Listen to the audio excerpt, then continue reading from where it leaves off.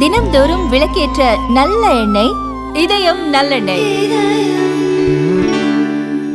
திருச்சியில் உரையாற்றுவதற்கு இரண்டாவது முறையாக தவிக தலைவர் விஜய்க்கு போலீசார் அனுமதி மறுத்துள்ளனர். திருச்சி, அரியலூர், பெரம்பலூர் என 3 மாவட்டங்களுக்கு ஒரே நாளில் சுற்றுப்பயணம் மேற்கொள்ள தவிக தலைவர் விஜய் திட்டமிட்டுள்ளார். இந்த சுற்றுப்பயணத்தின் போது திருச்சியில் உரையாற்ற தவிக தலைவர் விஜய் திட்டமிட்டிருந்த நிலையில் காவல்துறை இரண்டாவது முறையாக தடை விதித்துள்ளது.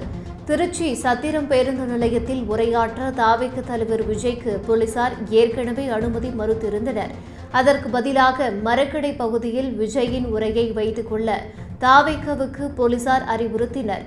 தற்போது மரக்கடை பகுதியிலும் தவிக தலைவர் விஜய் உரையாற்றுவதற்கு போலீசார் அனுமதி மறுத்துள்ளனர்.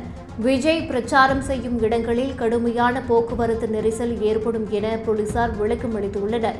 மரக்கடை பகுதியில் அனுமதி மறுக்கப்பட்டதால் காந்தி மார்க்கெட் பகுதியில் அனுமதி கேட்கலாமா அல்லது நீதிமன்றம் செல்லலாமா என்று தவிக நிர்வாகிகள் குழப்பத்தில் உள்ளனர்.